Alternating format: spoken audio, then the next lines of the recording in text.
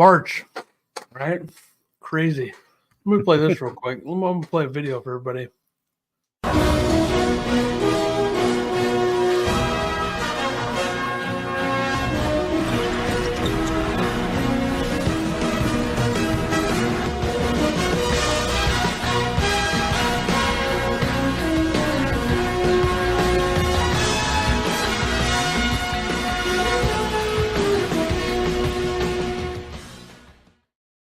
Very exciting. There you go.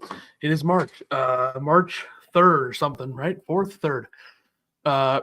Countdown to March Madness number 5. Coming live from the studios of the studios. And doing the day early here today. I'm really going to mail this in. I got to be honest.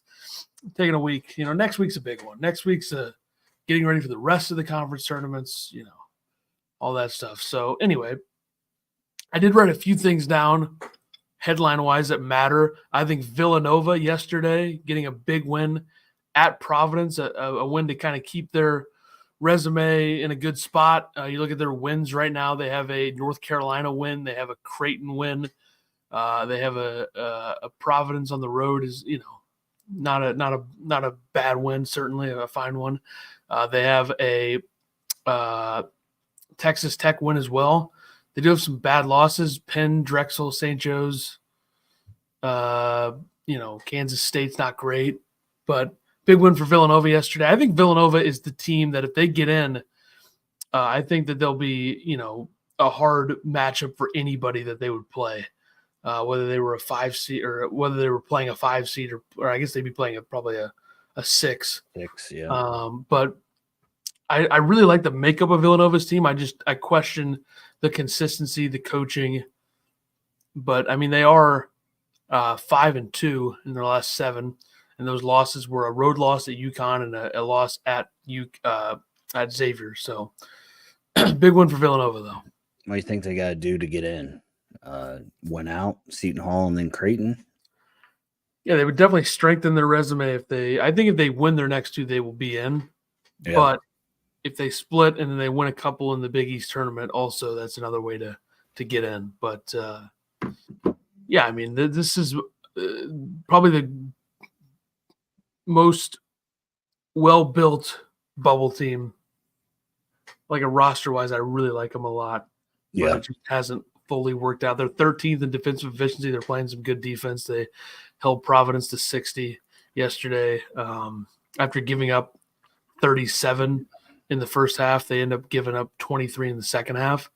I mean, you get some, points from everywhere. I mean, Dixon with 11, Justin Moore with 15, Armstrong with 10, Burton with 7, Bamba with 6, Hart with 5, Housen with 9, Longino with 6. I mean, this, a lot of. I mean, they shoot 56% from 3 in this game. So things are figuring those things out. They'll be hard to beat, but a big win for them. UConn continues to roll, just obliterated Seton Hall earlier today. Yeah, by 30, 91-61. So since losing to Creighton, UConn is 2-0 and has a point differential of plus 53 in those 2 wins. Plus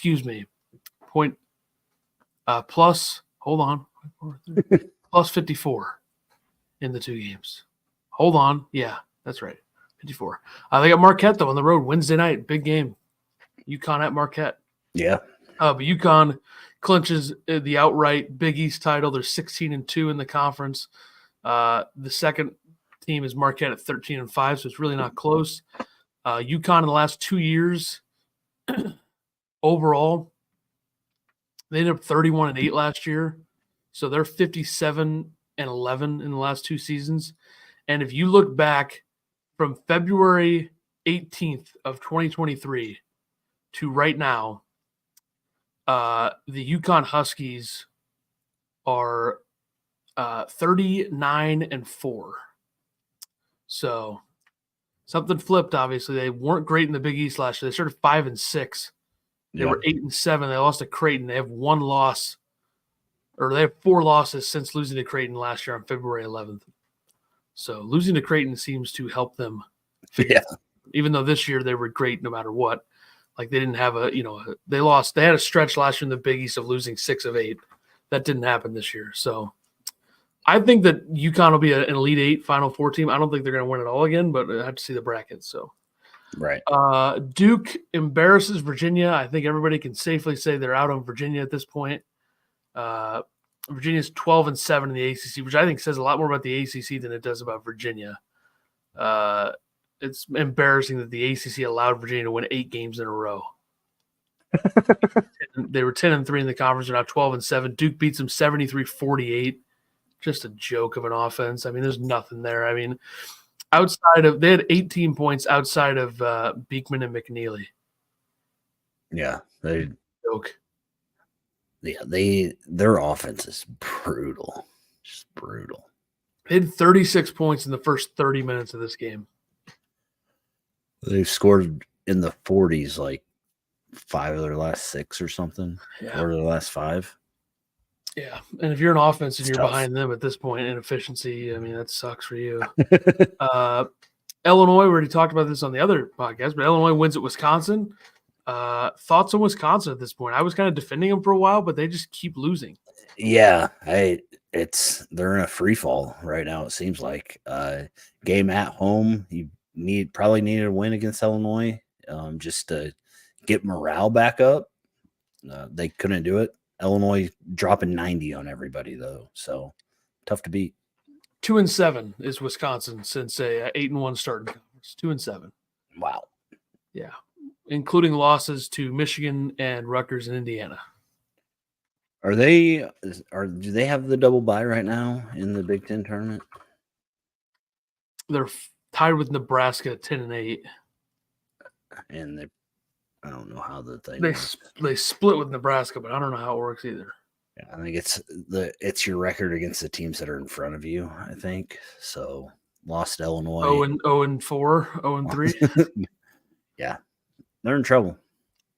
Sure. They did beat Northwestern in the only game they played against. I think they only played them once. Okay. Yeah. Yeah, so they're 1-0 against Northwestern, and then what?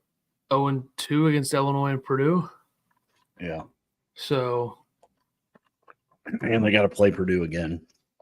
So yeah, they're going to end up probably getting the 5 if Nebraska can hold strong and win a couple. Nebraska's got Rutgers, Michigan to finish, so could get 12-8. Yeah. But either way, I think we finally know that, hey, Wisconsin is definitely not the second best team in the Big Ten. And everybody's known it for a while, but this really solidifies it because there was a time where everybody was saying Illinois against Wisconsin, who's better, who's the second best team in the conference. I think we all know now. And you know what? It's literally a cycle now with Greg Gard where his teams are really good and then they just don't play well in the last month and a half of the season. Yeah. So, sucks to suck. Might as well fire him. Kentucky puts up 111 on Arkansas, but then gives up 102. Kentucky last 3 games on offense, or last 3 scores, we should say, 117-95 win, 91-89 win, 111-102 win. So, I mean, Kentucky, best team in the country from 3, 7th in efficiency, 14th in tempo. They just get out and run. And a big reason why they won yesterday is DJ Wagner starting to figure it out a little bit. 4 or 5 from 3, 19 points. Reed Shepard had 10 points. Antonio Reeves had 22. There's a lot of guys. Like Calipari's rotation is weird to manage because he's got Onyenzo starting at the 5, and he played 8 minutes yesterday. And he's got I think the 2 best players in Kentucky are Shepard and Dillingham. They're coming off the bench, so hard to manage those rotations. But they're obviously scoring a ton of points. I think Vanderbilt they might put up 130, so it'll be interesting to see. Just looking at it, looks like they have 9 games where they scored in the 90s and 6 that they scored in the hundreds. I believe Alabama has 9 games in the hundreds. Wow. SEC basketball. Illinois should be in the SEC. Illinois mirrors an SEC team more than anybody right now. They definitely do. Kansas has 7 losses in the Big 12 now. First time they've had 7 losses in conference play under Bill Self. They lose at Baylor yesterday after losing to TCU earlier in the week, or BYU earlier in the week. I mean, this Kansas team we talked about a few weeks ago, not deep. Not really, not enough guys, it seems like. I mean, you got 6 points from KJ Adams yesterday on good efficiency. You only get 20 out of Dickinson and McCullough. You get 12 out of Harris, 8 out of Jackson, and 6 out of Furphy. 4 for 13 from 3. I don't think that – I don't know. Shooting only 13 threes just bugs me. Like, Baylor only shot 17, but also Baylor was 62% inside the three-point line. So was Kansas. It just it bothers me. I don't know. I don't like this Kansas team at all. I think if there's a basketball god, Kansas should lose in the first weekend. Yeah, I saw something today on Twitter. It's his worst season since he's been at Kansas, and they're still predicted as a 3 seed. I don't know if that's up to date, but I don't get how they beat UConn. I guess it was at Allen Fieldhouse, and UConn was without Stephon Castle, but man, that's crazy. Yeah. Probably because they have a UConn win and a Tennessee win and a Kentucky win. You know, those 3 wins right there, and they beat Houston. Like, they have 4 of the best wins in the country, so that's gonna carry them no matter how many wins or losses they have. It's gonna carry them. Yeah, and they have a Baylor win, by the way. What's up, Bootzilla? Thanks for coming over. Yeah, we do all our March Madness on Ethan's YouTube, so tons of subscribers and views for sure. Yeah, sure, definitely. So we talked about BYU briefly. BYU beat Kansas at Allen Fieldhouse last week, and they beat TCU yesterday, 87-75. So BYU 9-7 in their first year in the Big 12. I think you take that any day of the week. Yeah, if you're them. I mean, this team, really good offense, 9th in efficiency, 7th, 2-point percentage. They move the ball well, 5th in assists per field goals made. I believe there's 2 top 5 teams in the Big 12 in assists per field goals made, and it is Kansas 1, BYU 5. Really? Wow. That'll play. But yeah, I like this BYU team. I don't know how great they are. I mean, they do have a couple games you're like, how the hell did that happen? Like giving up 93 points to Oklahoma State and losing by 10. But outside of that, they've held their own pretty well in the Big 12. They have wins over Iowa State. They beat Texas. They beat Baylor. They beat Kansas. Then TCU, obviously. And they got a big game against Iowa State Wednesday. Wednesday's a big slate. Saturday's a big slate. So lots going on. Glad I didn't write down any games of the week for this episode. Final headline: Gonzaga beats St. Mary's. Seems like Gonzaga's starting to figure some things out. They're 24-6 now, 14-2 in the West Coast Conference. Still, St. Mary's wins the conference because they went 15-1. But St. Mary's so close to an undefeated WCC season, but wasn't meant to be. They lose 70-57. A great performance from Gonzaga. Ryan Nembhard was big time. Graham Ike had 24 and 10.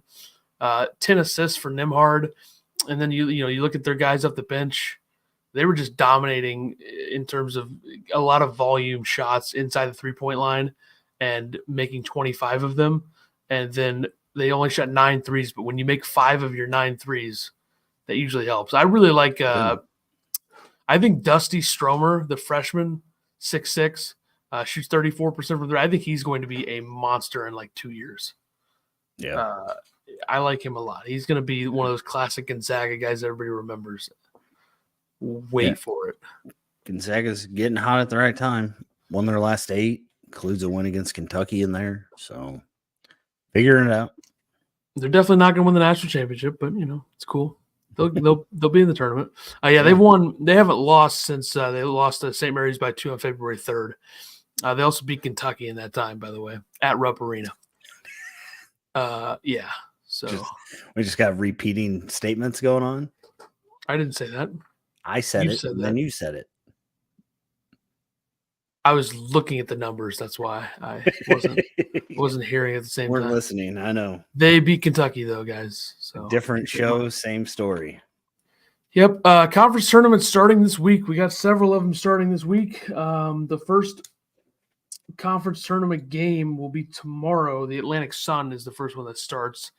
And there are, by my count here, 1, 2, 3, 4, 5, 6, 7, 8, 9, 10. Okay, I'm doing the math wrong.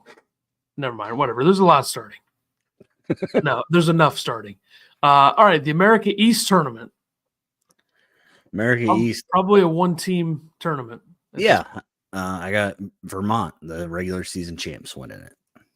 Yep, I'm taking Vermont as well. They're the best team in the conference by far. Pretty simple. The Atlantic Sun. I'm going to go with Lipscomb. Me too. I don't know why. Are you? Yeah, Really? Offensively, they're probably the best offensive team in this conference. They've won 7 of 8 since the beginning of February. They're 12th in the country in 3-point percentage, 20th in 2-point percentage, 17th in free throw percentage. You look at the other quality opponents in this conference at this level. Eastern Kentucky and Stetson are the two teams close, and they beat Eastern Kentucky by 14 on Friday. Yep. So I like it. They play North Alabama on Tuesday to open it up.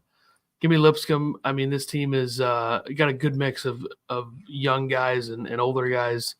I'll take them. Why not? Why not? Big Sky. I'm going to go with the regular season champs in this one again, Eastern Washington. Yep, best offense.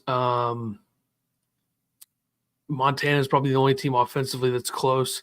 Shoot at 37% from 3. They beat Montana by 10 and by 13 in the 2 matchups this season. This is a team that started 1-6 in the regular season. Losses to Utah, Ole Miss, Cincinnati, Stanford, Washington State, USC. So they did play power conference opponents in 6 of their first 7 and lost all of them. But it's pretty impressive that they have 20 wins right now after having 1 win going into December. So I like their offense a lot. Big South. Big South. I'm going with UNC Asheville. This is our first difference here, it appears. Wow. Big time. Wow. I am taking the High Point squad, who leads the conference, 13-3. One of the best offenses in the country for a school that isn't in like a top 15 conference. Probably the only one better is probably McNeese.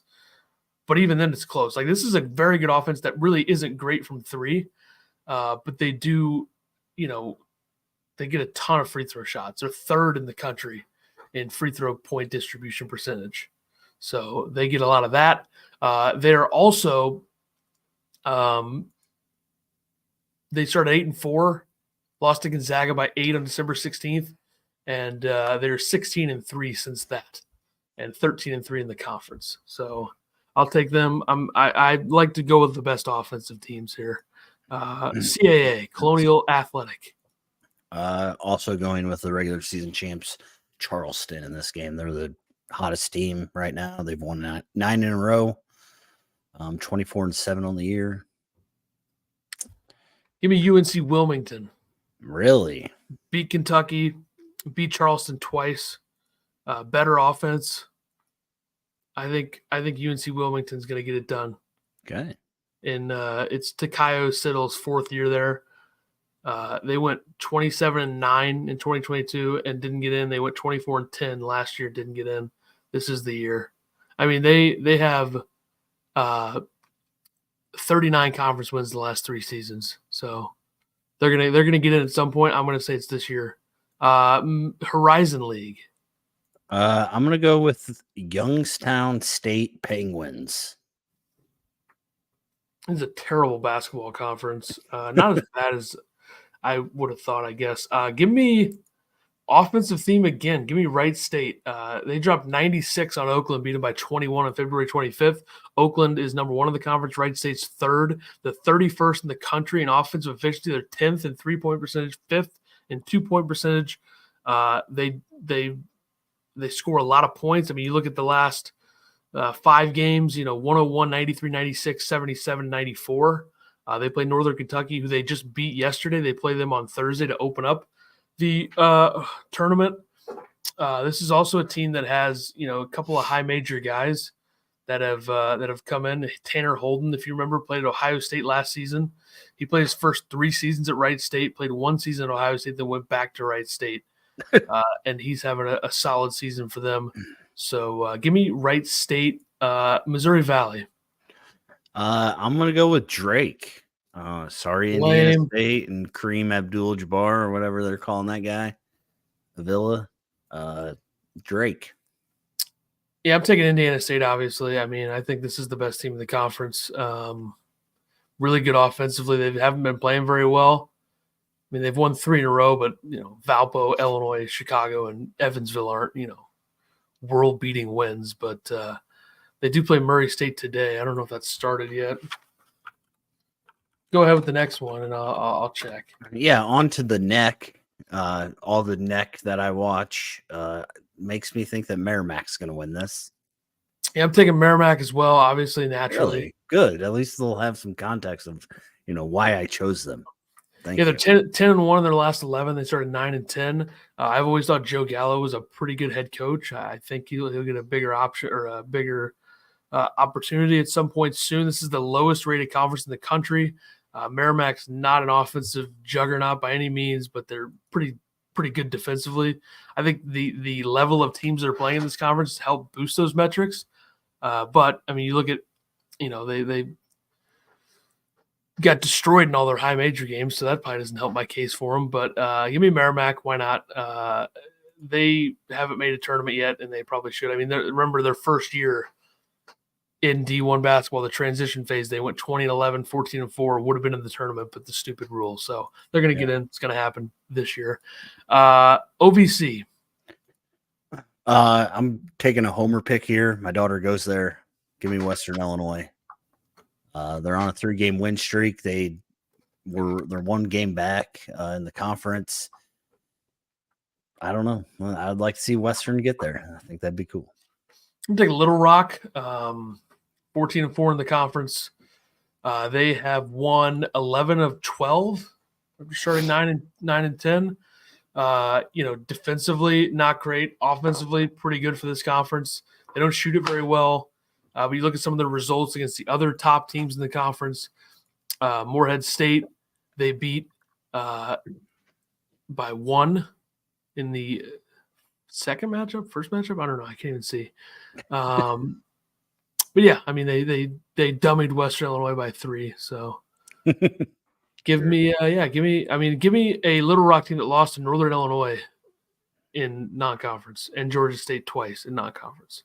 How do they play Georgia State twice in non-conference play? That's weird. Yeah. But anyway, I'll take a Little Rock because I think they're trending in the right direction. Patriot League. Wow, this is another one school league. Colgate. Yep, not even close. Colgate offensively is nowhere near what they used to be this year.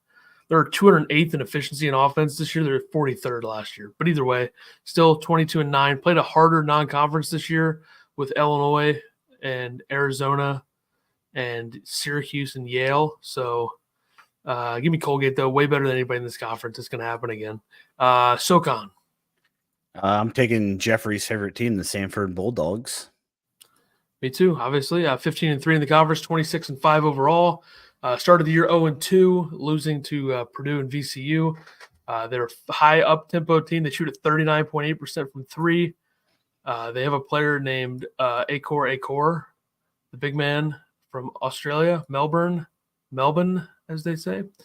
But yeah, this is a decent, solid team with some quality ball players at the top of the lineup.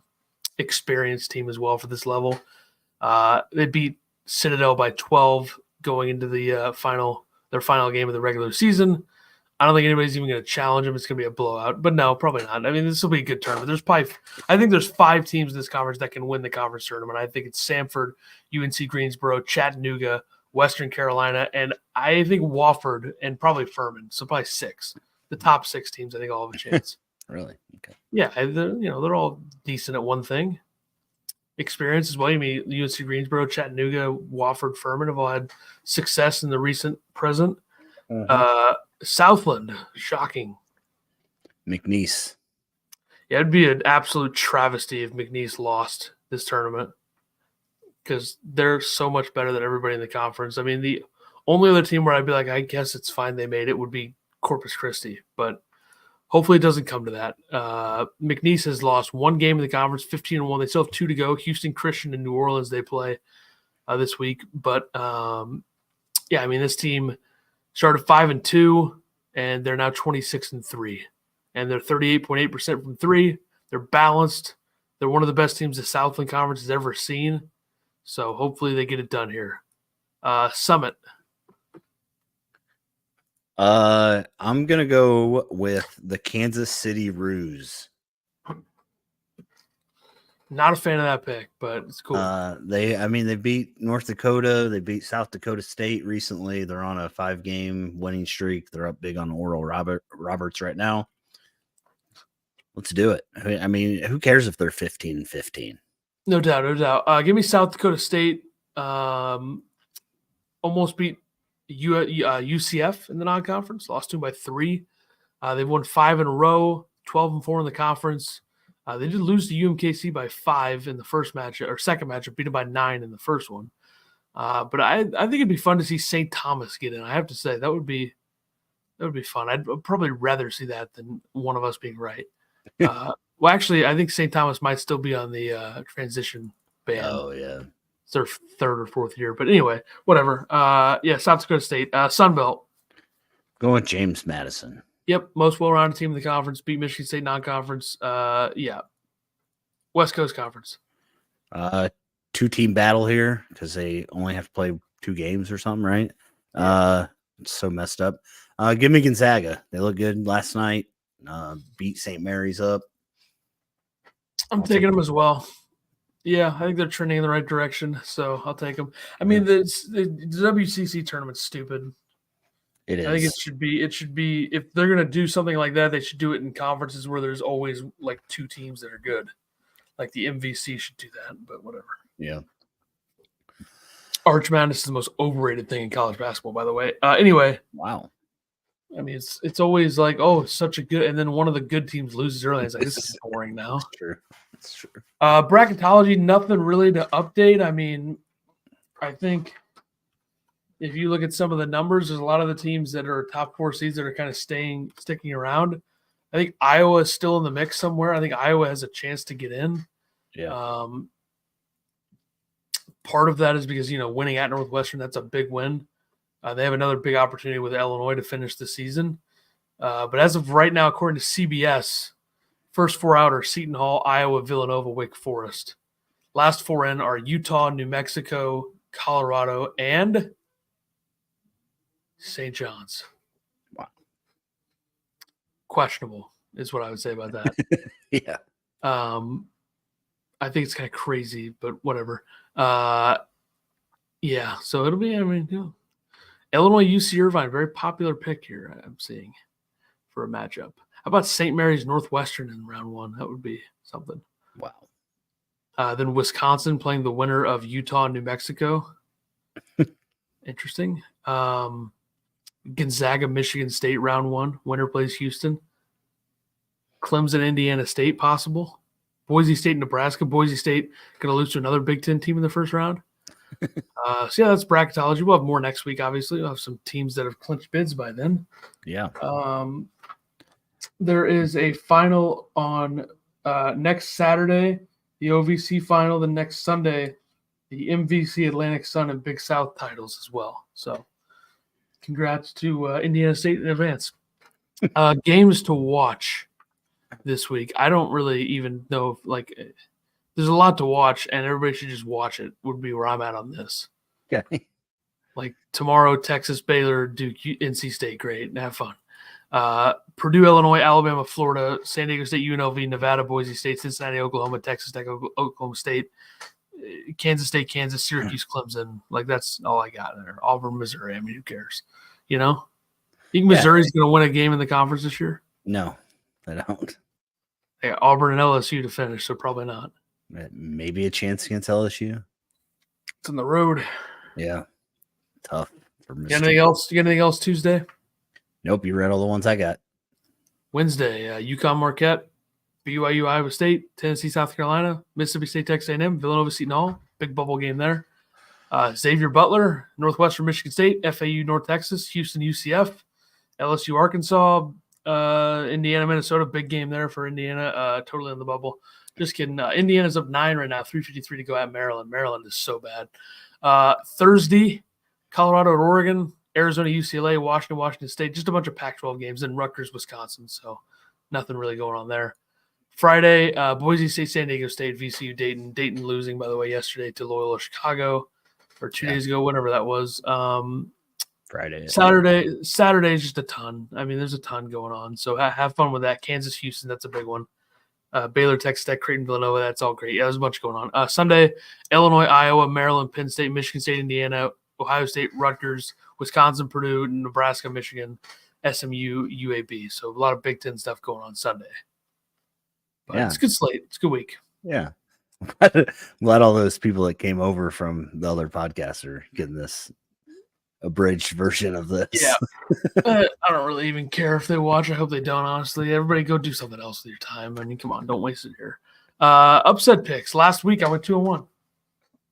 I went 0-3. Kansas lost to Baylor 82-74. Auburn lost to Tennessee 92-84. And Miami lost to North Carolina 75-71. I'm really good at this. I think I've gotten one. I've got like 6 since we started this. This week I'm going. I picked it on the other podcast. Illinois over Purdue. North Carolina plays at Duke. I'll take North Carolina. I assume Duke will be the favorite in that. And I'll take UCLA over Arizona. Last week I had Indiana over Wisconsin, Oklahoma over Iowa State, didn't work out, and then Santa Clara over San Francisco. Boom.